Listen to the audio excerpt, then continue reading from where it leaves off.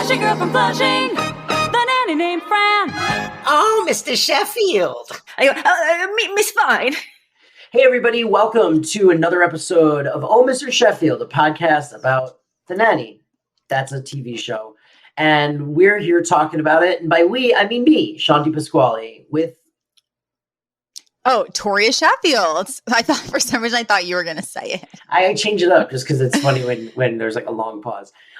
Yeah, that's right. Me and Toria are back. It's season 2 of Oh, Mr. Sheffield. We are on episode, 5. Episode number 5. Episode 5. Episode 5, Curse of the Grandmas, which I was really hoping would be like a Halloween-themed episode, but it was not.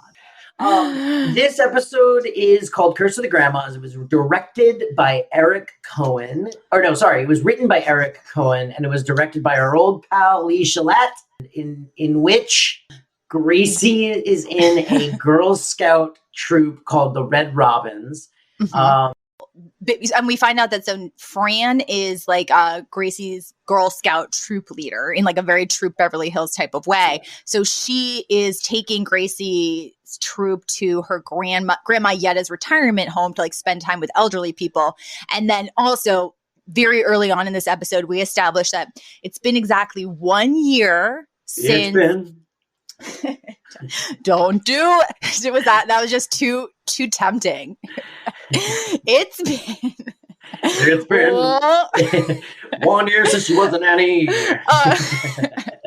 But basically, so it's been 1 year since her ex Danny dumped her for Heather Biblow, and she came to work with the Sheffield. Or I think she says like Saturday is my 1 year anniversary. And almost no sooner does she establish that than Mr. Sheffield comes in and he goes, "Oh, Miss Fine, I'm wondering, like, what are you doing Saturday night? Are you free?"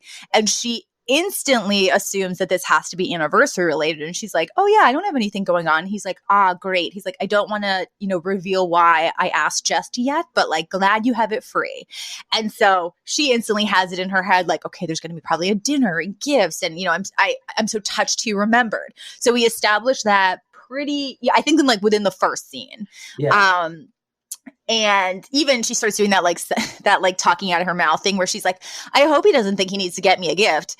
Saks, floor 5, 5th floor, diamonds." Yeah. She did that the whole episode, and I thought it was really funny. She delivers that bit really well. She's got good delivery. Yeah. Another thing. Oh, sorry. Go ahead. Well, I was going to say, then the very minor C plot is that Maggie and Brighton are clearly on the hunt for a gift for her. And they keep asking her questions like, "Fran, if you were going to maybe have a gift for a friend, maybe Mark, maybe a made up friend, Mark, what would Mark want?" And like, they're just very obviously trying to like figure out what you might want, which leads to kind of a gross joke later, but we'll get to it. So one of the things I wanted to point out is just some of that hot insider knowledge that we uniquely bring to the table. So in film and TV, you can't ever be the Boy Scouts or the Girl Scouts. They are notoriously like both litigious and also like not interested in being represented in film and television. I think mostly because like they're really, really worried about the way that they're portrayed. So you almost always have to make up a fake Girl Scout or Boy Scout alternate, which is why we get the Red Robins in this episode. But you also have to make up fake badges, and they can't be similar to any of the actual real life badges that kids get from either one of the troops. And it's a whole process. I worked on a show where it was a law show, and one of the cases was this little boy was like a Boy Scout, but like we had to call them like the Cub Finders or whatever. And we had to he had like a sash on, and it wasn't even a plot point. They just wanted him to have like the sash with like all the badges. And like, we literally had to like come up with like icons that didn't look like anything that was used in real life, but were still clear enough to like be obvious what they were for. But like, it's really hard because like there's only so many things you can pick for the drama badge, and it's like always going to be drama masks. And every time we like did a version of it, standard or not standards and practices, the clearances would like ping it back and be like, yeah, this didn't clear. It's too similar. It's also so ironic that they're so protective of a legacy that they themselves have destroyed. Yeah, well, especially the Boy Scouts. Yeah, Yeah, Girl Scouts are a little better. That's true. Let's not throw the Girl Scouts under the bus. No, let's not group them in with the boys, because the boys are trash. But the Girl Scouts keep it together, and they make those delicious cookies. But yeah, so you guys heard it here first. Shawn thinks the Girl Scouts make those cookies. Yeah, the Girl Scouts personally make them. What do you mean? Yeah, like the Keebler Elves. Yeah, like the Keebler Elves. That's what they do. They make the cookies and then they sell them on the street corners. I feel like they shouldn't take so much time away from their schoolwork to be churning out all those cookies. Or honestly, take so much time away from just letting them be kids. But, we got to eat. But so that's all super interesting. I knew that they were using Red Robins probably for some like legal reasons, but I didn't know it was like this infamous like a pattern within the industry. So that's a very and it is a time consuming, like it takes like, it would be so much easier if you could just be like Boy Scouts and then just like throw some badges on a kid, you know what I mean? But they have to be like uniquely made. And anyway, if anyone ever sees that random episode of Franklin and Bash and you see all those Boy Scout badges, I made those myself. I designed them. Well, and so this is a great episode in that we have some more really fun Grandma Yetta. We have some of my favorite Grandma Yetta moments left. So Fran takes her little brood to the retirement home and everybody runs off to go find their assigned grandma or grandpa. And there's actually that really funny line where she gives them all tissues beforehand. And one of the little girls is like, why do we need these tissues? And Fran goes, great wrist or bra strap ornaments for your grandmother. And I'm like, God, that's so true. But so we also established that Yetta did not sign up for the like grandchild adoption program, and when Fran asked her why, she's like, I'm not a joiner. And you know what? There's again, you're right. There is some weird pacing in this because we're at the retirement home and Gracie runs over and is basically like, oh, like my grandparent wasn't in her room. I'm told she checked out and bought a farm. And Fran was like, oh, honey, I'm sorry. Like, you were definitely supposed to get a live one, but like, don't worry, we'll get you one next time. And that kind of like wraps up that little section of the episode. So when they get home, there's a knock at the door and a woman from the neighborhood is basically like, I've heard, like, basically I just lost some household staff. Is not, she's like, and Fran instantly assumes that she's trying to get poached. But it turns out Niles is getting poached. At which point we find out that this happens to the Sheffield family a lot. Like, people try to poach Niles like fairly regularly, and there's never been a call to poach. I forgot that was this episode. Yeah, also. Yeah. It was such a weird, like, shoved in plot line. Well, it's something that you could have, again, theoretically could have come earlier, because what this is doing is it's tying into this thread that Fran is convinced that Mr. Sheffield is going to throw her some grand 1-year anniversary party. Right. So she goes in to talk to Mr. Sheffield about how, somebody wanted to poach Niles. And that's when she says something like, he says something like, oh, yes, I get calls about that all the time. Like, don't worry. And Fran goes, well, okay, I'm stumbling on my words. She says, are you drunk this morning?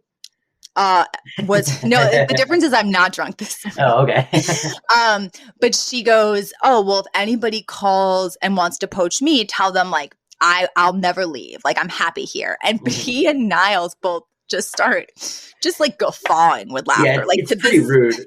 It's so rude. And she's like, why are you guys laughing? And they're basically just like, yeah, because nobody would ever call to poach you, which was really rude. Yeah. And in that same scene, we find out that this big Saturday event that he had wanted to clear Fran's schedule for, it's actually because he and Cece are going to DC for an award show. Award, right. And so he just wanted her to like babysit for the weekend. Yes, he is completely.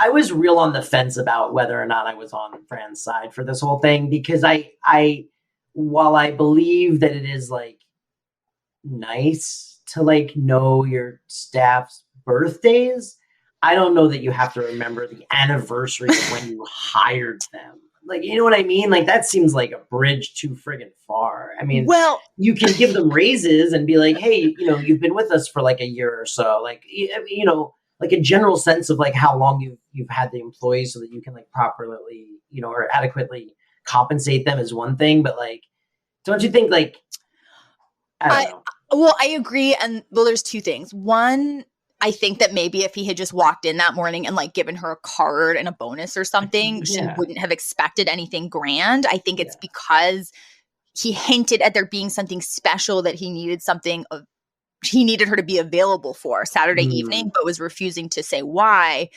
It got grandiose ideas in her head. So I don't know if she necessarily was expecting something that large, but then she comes to expect something that large. And then the other thing is, I'll say this episode definitely has a parallel.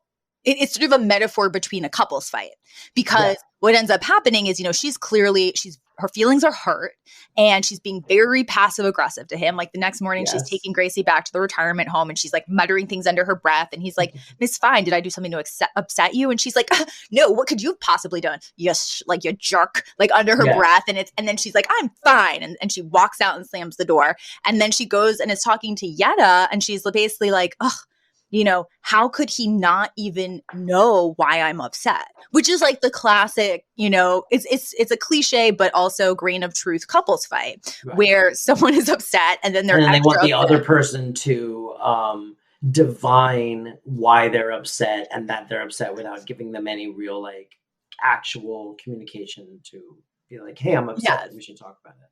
Yes, I think if anyone's been in like a relationship that's lasted more than like 4 months, you've had this fight. Yeah. And Yetta, of course, is like vaguely confused, and she's like, "Well, are you having sex?" And she had, I think it's in that scene. She had a funny line where she's like, men have nothing to say, and when they do, they're not that interesting. Yes. She's like, it's no use talking to men. Like they have no emotional intelligence, and nothing they say is interesting. But when she goes, but are you having sex? Fran's like, no, Yetta, we don't sleep together. And then Yetta goes, not even on your birthday? This is a terrible relationship. A terrible marriage, she says. Oh, terrible marriage, yeah. So, but like, I think, you know, yes, while Fran is overreacting and expecting too much from her employer, this is really more like, you know, a metaphor for their relationship as a romantic relationship, which is kind of fun to play with.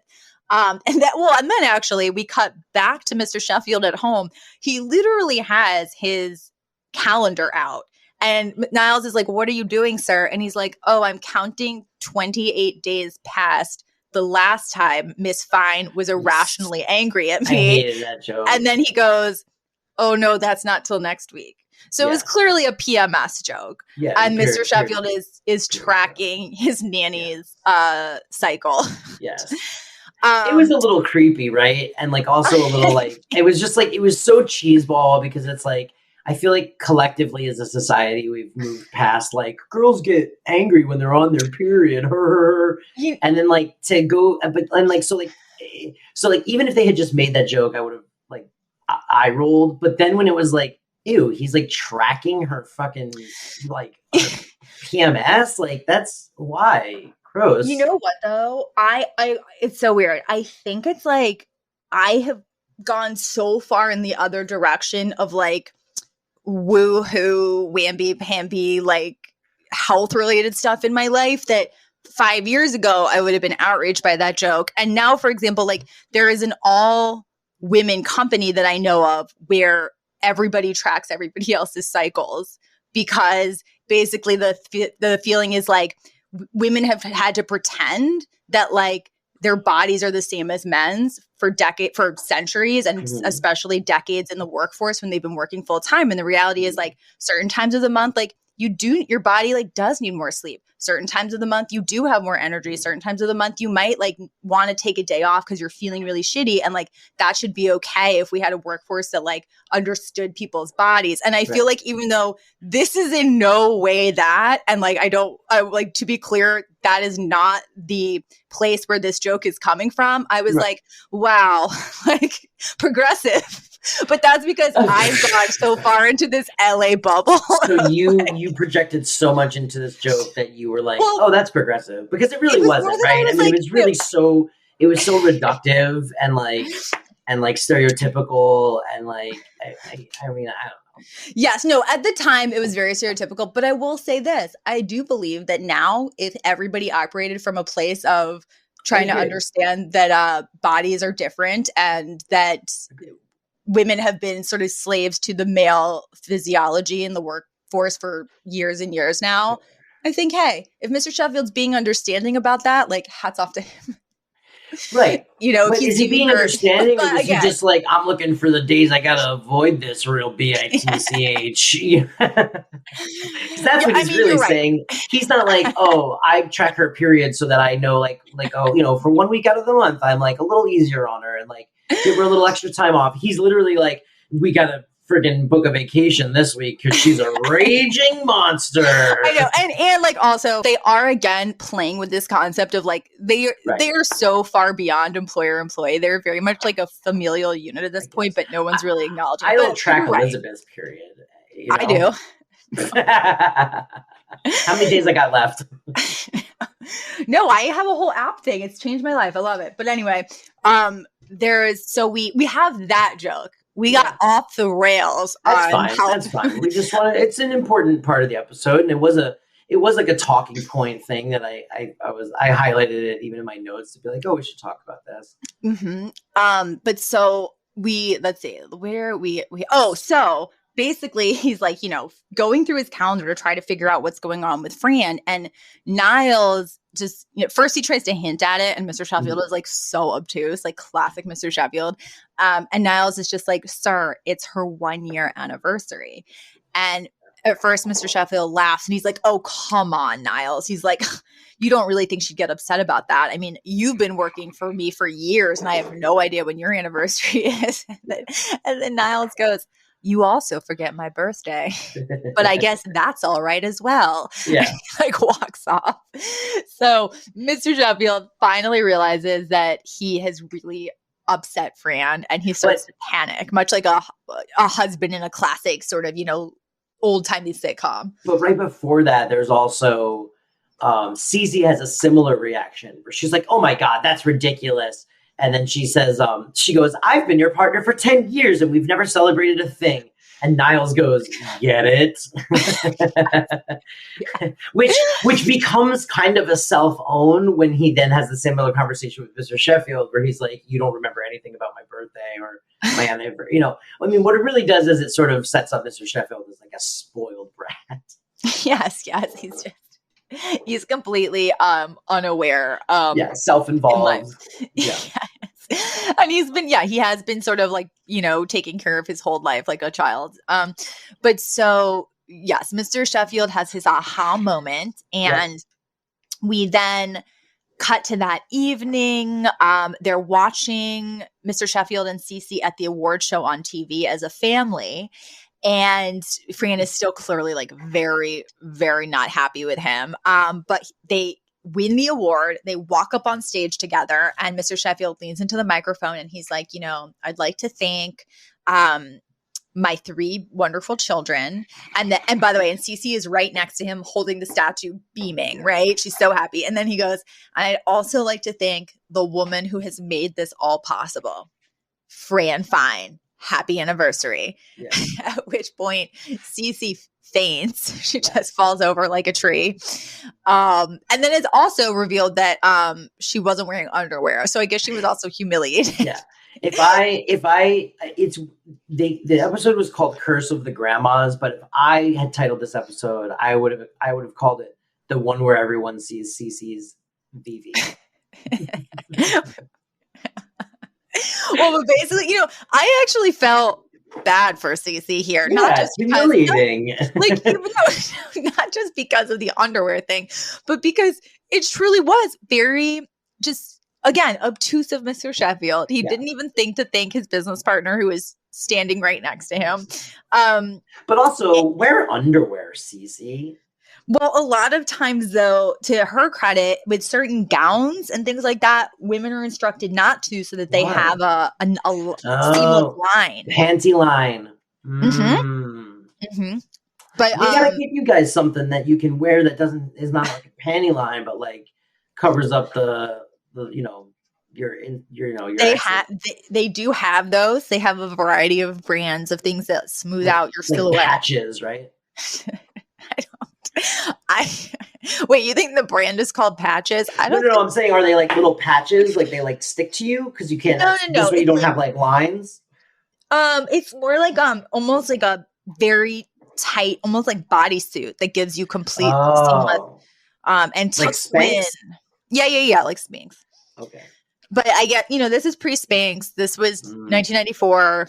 Cece was doing the best she could, and this was a really big moment for her. But so we're all just supposed to laugh at that. That's still a funny joke. Yeah. But and we also a few beats earlier in the episode, we did resolve the whole little Gracie thinking she's a cursed child, because basically after I think the third woman dies who she's supposed to have adopted, she just hangs out with Yetta for a while, and Yetta's fine. So that's also in fact, Yetta has a great line where she's like, look, we've been hanging out and I'm not dead, you're not cursed. Or no, she goes, you're not cursed, we've been hanging out and I'm not dead. And then she turns to Fran, and under her breath she goes, I wish I was. Yes, because Gracie is like such a boring. I mean, hanging out with little kids can be very boring when they, try to tell you a story, when they try to recount a conversation they had. And the delivery was just great. She just goes, I wish I was. Yes. And then, the episode wraps up. It's that evening, and Fran and Niles are sitting around the kitchen. I noticed they were cutting an Entenmann's cheese Danish, which chef's kiss. The best. If you ever see those in the grocery store, people like those. That's the thing you should grab. Wow. And they're just. And then Mr. Sheffield comes home. He's clearly like flew home late that night after the award ceremony. And she says something like, oh, you didn't have to thank me. It was so unnecessary, but it's so clear that it was very necessary. And then she's like, but she's like, I do have to ask, why don't you think people call to poach me? Like, I really want to know. And Mr. Sheffield like hems and haws, and he's not sure what to say. And then he finally is like, well, look at you. I mean, I'm a single man, but do you think a married woman would want a woman as beautiful as yourself just in her house every day? And that seems like kind of a sweet moment. It almost, I thought it was a real admission in the moment. But then Fran walks out and he instantly looks at Niles, and Niles is like, nice save. And he's like, yeah, I don't know. I came up with that one. And then Fran comes back in and she's like, I heard that. And that's actually the end of the episode. So it was more him just trying to come up with something that wouldn't hurt her feelings, when the reality is nobody wants this fashionista from Queens running their household. And then there's probably my favorite button yet. I really enjoyed this button, but it's basically Cece fell. She passed out on stage. It shattered this like award that they won. And then the button of the episode is she's very meticulously like super glued this glass swan back together, and she like gingerly holding in her hands as she walks out of the kitchen. And right as she gets to the door, Fran swings the door open and hits Cece, and the award falls to the floor and shatters. And Fran like walks by like completely oblivious, and Cece just is like frozen in like shock horror. And then Niles comes in with his broom, and he's literally just like, he's like da da da da da da, and then right in her face, put on a happy face, and he's like, it's so funny. She starts to quietly sob. Yeah, it's great. And I just wrote in all caps, the button made me laugh out loud.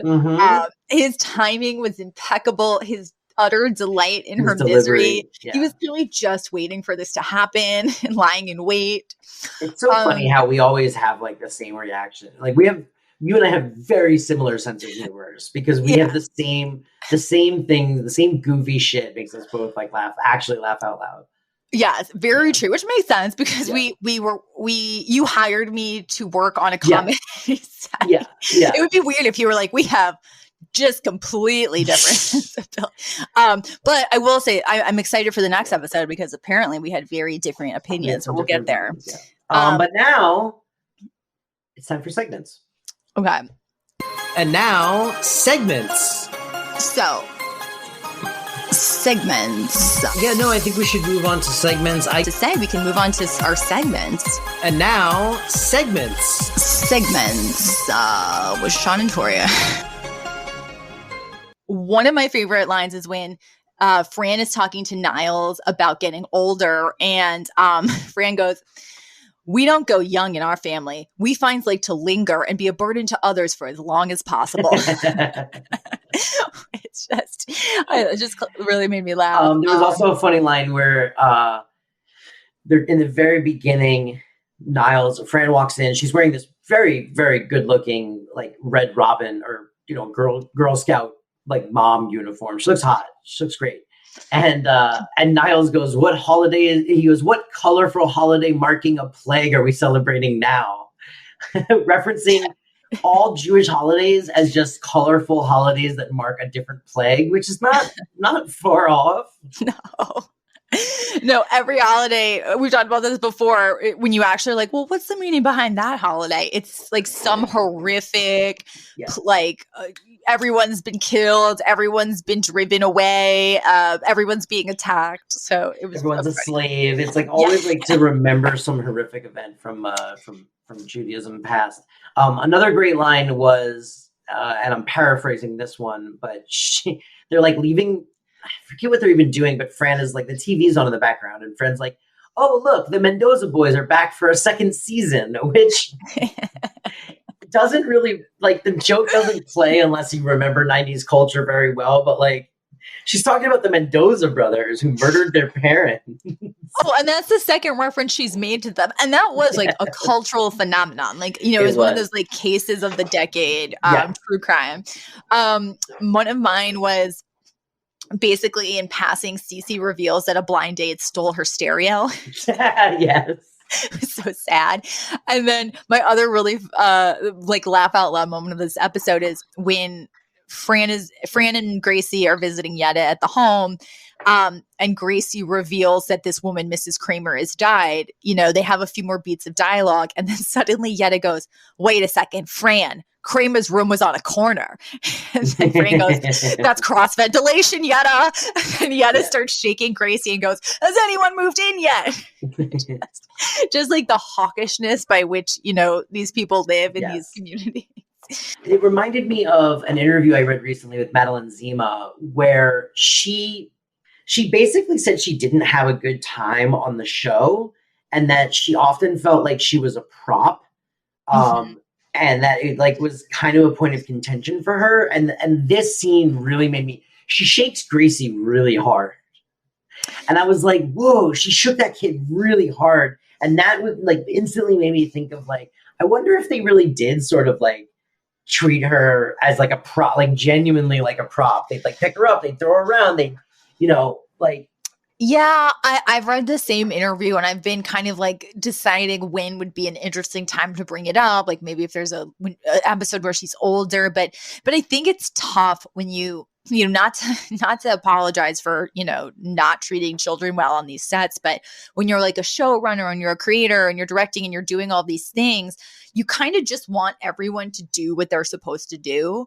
And I think with children, you can end up approaching them more like almost like an army sergeant than a compassionate, warm, let me just really work with them until they're there. It's just like you kind of just want them to hit their beat and then focus on everything else. And I'm sure from a child's perspective, that feels terrible.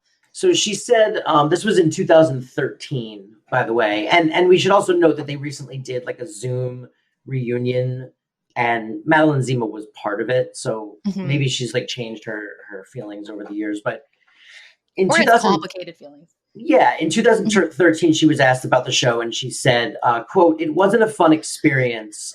There were other experiences on other sets where people treated me kindly. I worked when I was 5 years old on The Hand That Rocks the Cradle, and everyone was wonderful to work with on that set. People treated me as they should have because I was a child. There was just a kindness and sensitivity that didn't exist on the set of The Nanny. They treated me more like a prop than like a human being. At a certain point, I can't pretend like it was some great experience anymore." She said, it bums out so many people because they love the show. They're like, "What's wrong with this girl? Why didn't she like it? But I would rather be honest. I have been diplomatic and neutral and politically correct long enough, and I don't have to do that shit anymore." So she never really expanded on it beyond that. And like I said, she was at the recent reading, and like she did show up on that Zoom. So maybe she's like worked out some of those issues, one-on-one with some of the people involved.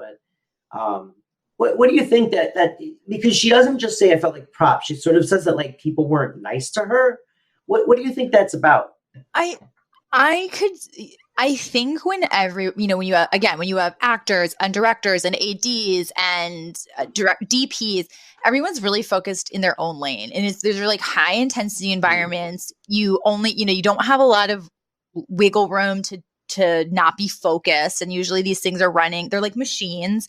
And I bet you that people just were kind of self-involved and in their own lane and were like, okay, move on, next, And I bet, I'm sure you could probably look back on it and think, oh yeah, that must have been probably a cold experience for a child. But I can just see people, and also it's actors like, who are kind of like, again, self-involved by nature. It doesn't surprise me that like children on a set of a sitcom felt like it was, it's a job and people, and you're not even the star. Like you're not the one who people are catering to. You're almost like last on the totem pole. Oh, you're not supposed to say totem pole anymore. I just learned that. You're last on the ladder. I could totally see, like, I get it. She's probably not wrong, but, everyone's probably like, I had a very high pressure job to do. And I wasn't necessarily, it wasn't bringing out my warm side, Right. Or they hate children. Or they hated children. Yiddish. Did you catch the Yiddish in this episode? I got Mishigas, which I think Mishigas, which I think we might have had before. It just means insanity. Which is also one of my favorite lines. Is she goes, we got to catch up on all the frontier Mishigas Dr. Quinn got into. Yes. Yeah. It's basically like, that craziness. Mm-hmm. And then for Nanny Trivia, not related to anything in this episode, but I thought we'd do a little digging into the beloved theme song since we both love it. Everybody loves it, but I realized I don't really know much about it. That's true. And so it was written and performed by a musician named Anne Hampton Calloway. Calloway is a platinum award-winning writer whose songs are featured on 7 of Barbra Streisand's recent CDs. Wow. She's the only composer to have collaborated with Cole Porter and has also written songs with Carole King, among many other notables. She's technically a jazz musician. And she's best known for her Tony-nominated performance in the hit Broadway musical Swing and for writing and singing the theme song to the hit TV series The Nanny. So this was not just your typical random jingle writer. Like this was somebody who had serious chops. And I guess, it shows. We all still know and love this clever, catchy tune decades later. Yeah, I mean, there were a surprising amount of really talented writers or composers that have worked on like TV theme songs. So it doesn't surprise me that they got someone with like a pedigree. I mean, Alan Thicke wrote TV theme songs. Danny Elfman famously wrote The Simpsons theme. Paul Anka, I think, wrote a couple of old TV songs. There's been a lot of guys really talented.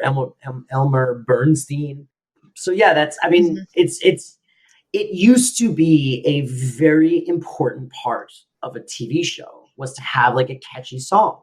And so I think they would put, effort and want, and some money behind, this was going to play at the beginning of every episode, every week. It often filled in like plot points for the audience, so that like new people could come into the show and not have to be caught up on like what the basic premise was.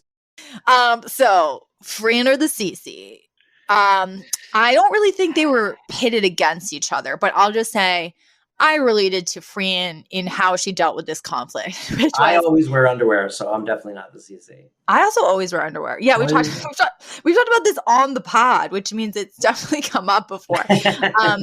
But so I just related to how she was very passive aggressive about this instead of just, within the first 5 minutes of feeling hurt mentioning it. Exactly. Also, I will say in an earlier episode this season, the playwright Fran wasn't wearing underwear. Remember? Mm-hmm. Oh no, actually, no, it's ambiguous. He goes, "You're wearing underwear, right?" And then she kind of, we don't find out the answer. So maybe she was. I think Fran always was it. Jewish girls don't go pantyless. I would agree. That's a real goyim thing to do, you know. That's how you get the crotch rot, as my mom would call crotch rot. That's what my mom would say to my sisters too. It's also how you get a wicked UTI, as they would say. No, I think it's a yeast. It's a yeast infection. Is the crotch rot. That's what I mean. It is. I find it to be one of the most disgusting ways to describe a medical condition. What, a yeast infection? No, crotch rot. Oh, crotch rot. Yeah, that's gross. What about beastie yeasty? Is that any better? One time, real quick, my cousin was traveling in South America. Yeah. And I'm trying to remember what she was trying. Oh, no, I don't know where she was traveling, but she speaks Spanish. And she was trying to communicate that she needed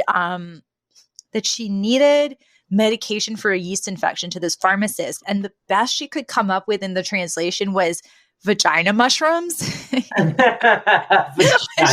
to this day haunts me. Oh my God. That's horrible. Sorry, folks. What a way to end an episode. But yeah, so that's the episode.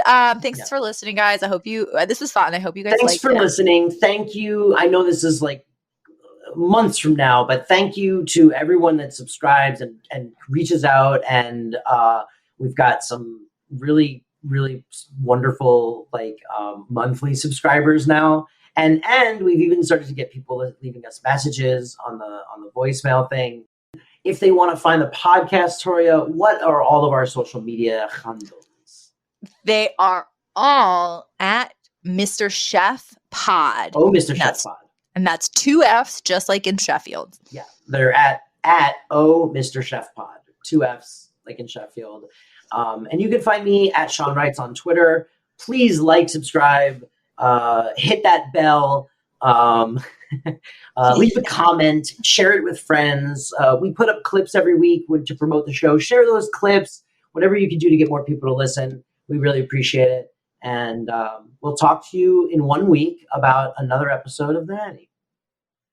Goodbye. Goodbye. The Flashing Girl from Flushing, the nanny named Fran. Oh, Mr. Sheffield. Miss Fine.